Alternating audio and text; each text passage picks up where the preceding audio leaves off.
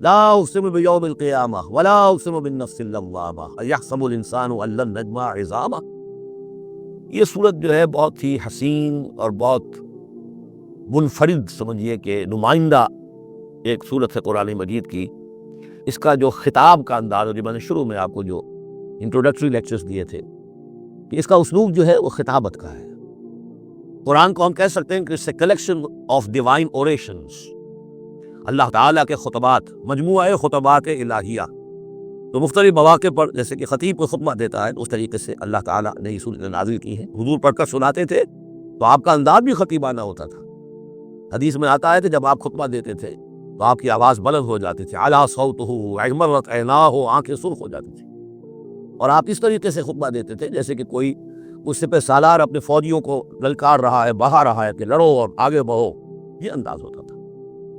تو اس طرح خطبہ، اس میں آپ دیکھیں گے ابھی بات ایک طرف ہو رہی ہے، ابھی کسی اور طرف ہو گئی، کبھی کسی تحویل الخطاب، اس کے لیے بہت، پھر یہ کہ 4-6 آیتیں آئیں گی ایک خاص قسم کے آہنگ میں، خاص قسم کے قوافی تو ہم کو نہیں کہنا چاہیے، تو یہ آتے ہیں، وہی انہی حروف پر صورتیں ختم ہو رہی ہیں، وہی سٹائل ہے، پھر کوئی سٹائل بدلے گا، پھر 4-6 صورتیں اس دوسرے انداز کی ہوگی، پھر 4 سے تیسرے انداز کی ہوگی۔ تو یہ آپ صورت جو ہے فصاحت و بلاغت میں بھی فلو بے انتہا ہے، اور خطیبانہ انداز، اور اس میں تحویل الخطاب۔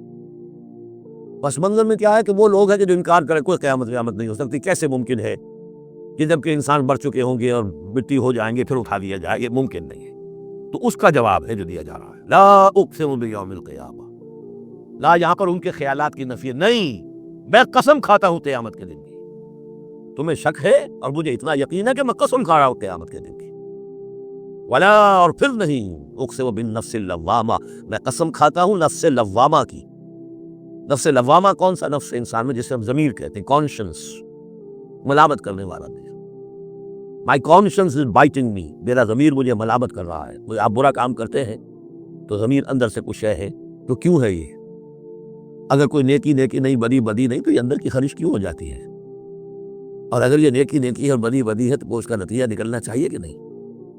یعنی پہلی آیت جو ہے وہ تو اسی طرح کی ہے جیسے سورہ تغابن میں ہم نے پڑھا تھا، قل بلا وربی لتبعثن ثم لتنبؤن بما عملتم، اس میں دلیل کوئی نہیں ہے، اذعان ہے، ایک شخص اپنے یقین کو دلیل کے طور پر پیش کر رہا ہے، اور یہ اس پر سارا دار و مدار ہے۔ کون شخص ہے ایسا شخص کہ جس سے کبھی کوئی جھوٹ کا تجربہ کسی کو نہیں ہوا، وہ کہہ رہا ہے۔ سیرت و کردار جو ہے محمد رسول اللہ کی، وہ گویا کہ دلیل کی حیثیت رکھتی ہے اس قول کے پیچھے۔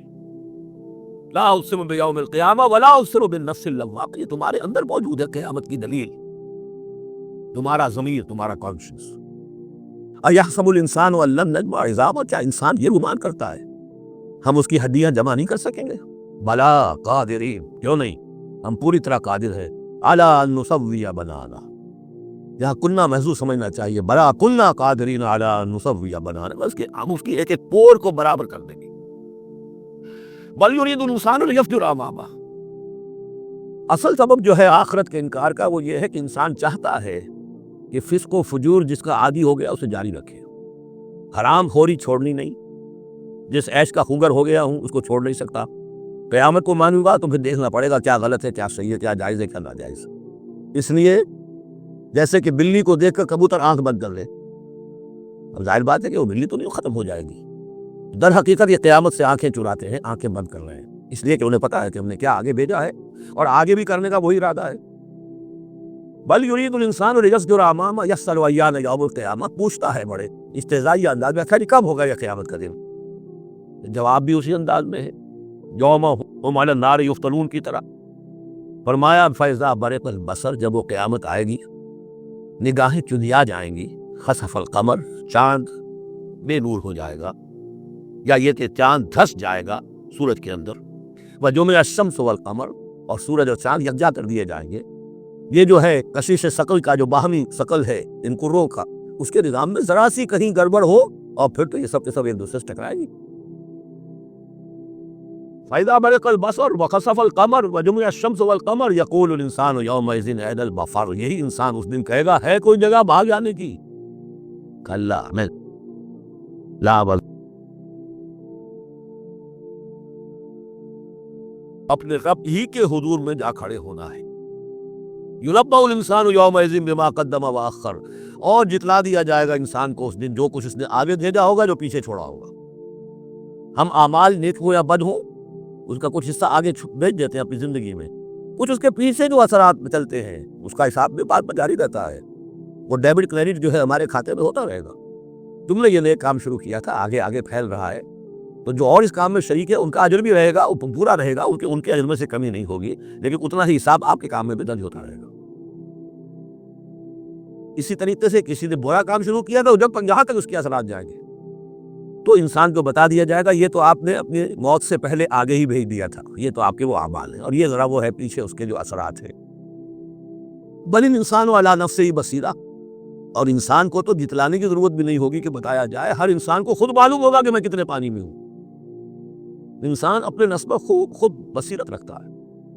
وَلَوْ أَلْقَىٰ مَعَاذِيرَ، چاہے کتنے ہی وہ بہانے پیش کرے۔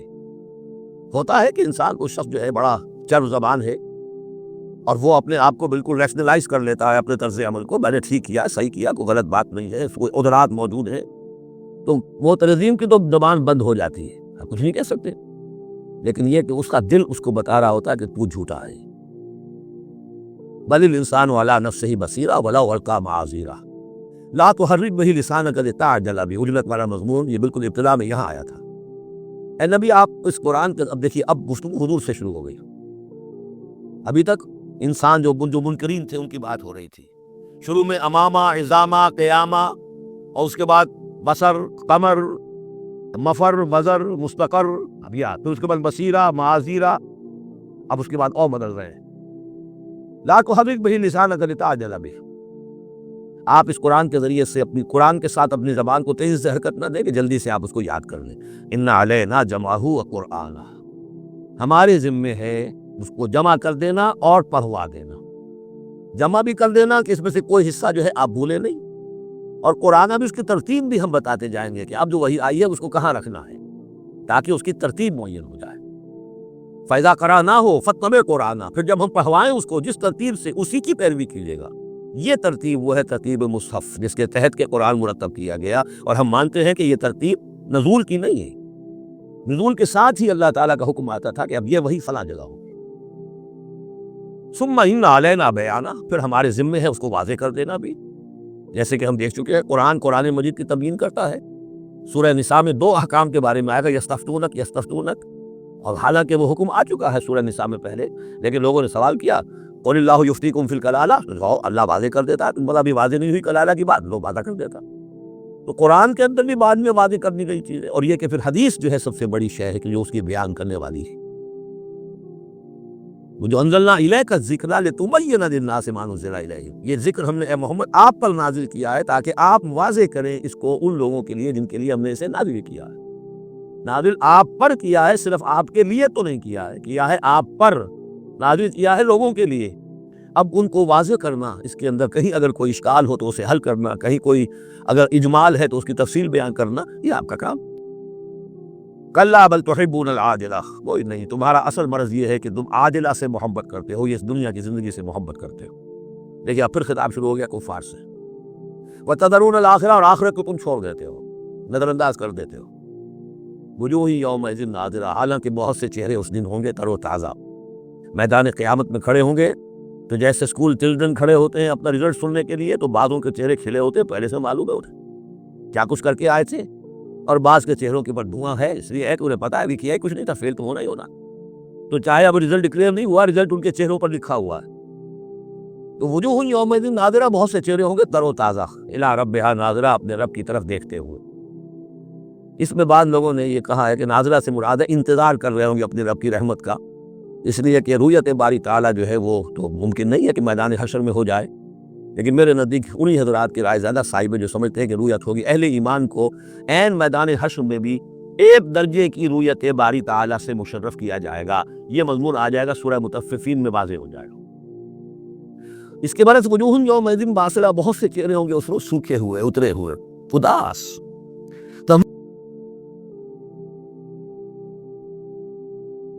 کی ریڑھ کی ہڈیاں توڑ کے رکھ دے گا۔ کلا اذا بلغت التراقی، اب ایک نقشہ دکھایا جا رہا ہے، ایک تو بڑی قیامت ہے فَإِذَا بَرِقَ الْبَصَرُ وَخَسَفَ الْقَمَرُ وَجُمِعَ الشَّمْسُ وَالْقَمَرُ يَقُولُ الْإِنسَانُ يَوْمَئِذٍ أَيْنَ الْمَفَرُّ۔ ایک قیامت ہے جو فرد کی قیامت ہے، موت کے بعد ہی قیامت صغریٰ۔ کَلَّا اِذَا بَلَغَتِ التَّرَاقِی، جب یہ جان آ کے پھنس جاتی ہے ہنسلیوں میں۔ وَقِیلَ مَنْ رَاقٍ، کہا جاتا ہے کوئی جھاڑ پھونک کرنے والا۔ بڑے بڑے ریشنلسٹ بھی اس مرحلے پر آ کر، بابا ڈاکٹروں نے جواب دے دیا، حکیموں نے جواب دے دیا، چلو کوئی تعویذ گردہ کچھ ہو، کہیں سے کوئی جھاڑ پھونک کوئی تو ہو، کسی طریقے سے ہو، تو آخری درجے میں وہ بھی انسان کی پکار کر لیتا ہے۔ قیل من راق، ہے کوئی جھاڑ پھونک کرنے والا۔ وظن انہ الفراق، اور گمان ہو گیا اس کو کہ اب تو فراق ہے، جانا ہے، یہ گھر بھی چھوڑنا ہے جو بڑے چاؤ سے بنایا تھا، اور یہ آل اولاد کو بھی چھوڑ کر جانا ہے۔ والتفت الساق بالساق، اور وہ جان کندنی کا عالم ہوتا ہے تو پنڈلی پنڈلی سے لپٹ رہی ہے، جان نکلنی شروع ہوتی ہے جسم کے نچلے حصے سے۔ الی ربک یومئذ المساق، اس دن تو تمہیں اپنے رب ہی کی طرف دھکیلے جانا ہے۔ پھر بدل گئے قوافی، فلا صدق ولا صلی، تو نہ اس نے تصدیق کی نہ نماز پڑھی، ولکن کذب وتولی، بلکہ جھٹلا دیا اور پیٹھ موڑ لی۔ تصویر لفظی ہے جو نقشہ اس وقت ہوتا تھا۔ ثم ذهب الى اهله يتمتع، اور پھر چلا اپنے گھر والوں کے پاس اکڑتا ہوا جا رہا ہے۔ حضور کی بات کو تو نظر انداز کر دیا، امشو، چلو چلو یہاں سے، وَاصْبِرُوا عَلَىٰ آلِهَتِكُمْ، صبر کرو، جا کے جمے رہو اپنے آلہہ پر۔ ذهب الى اهله يتمتع اولى لك فاولى ثم اولى لك فاولى، افسوس ہے تجھ پر اور افسوس ہے تجھ پر، اور پھر افسوس ہے تجھ پر اور پھر افسوس ہے تجھ پر۔ اَيَحْسَبُ الْإِنسَانُ أَن يُتْرَكَ سُدًى، کیا انسان یہ سمجھتا ہے کہ اسے یوں ہی چھوڑ دیا جائے گا؟ کوئی باز پوچھ نہیں، کوئی حساب کتاب نہیں، کوئی جواب طلبی نہیں، کوئی اجر نہیں، کوئی سزا نہیں، کوئی جزا نہیں۔ الم یکن نطفۃ من منی یمنی، کیا نہیں تھا وہ ایک گندے پانی کی بوند جو ٹپکائی گئی؟ ثم کان علقا، پھر وہ ایک جوک کے مانند تھا کہ جو رحم مادر کی دیوار کے ساتھ چمٹی ہوئی تھی۔ علقۃ فخلق فسوی، پھر اسی کو اس نے بنایا، اسی میں نقش و نگار بنا دیے، اسی میں آنکھیں آ گئیں، اسی میں کان آ گئے، اسی میں کیا کیا بنایا۔ فی ظلمات ثلاث، تین پردوں کے اندر۔ فجعل منہ الزوجین، اسی سے بنا دیے، کسی کو نر، کسی کو مادہ، کسی کو مؤنث، کسی کو مذکر۔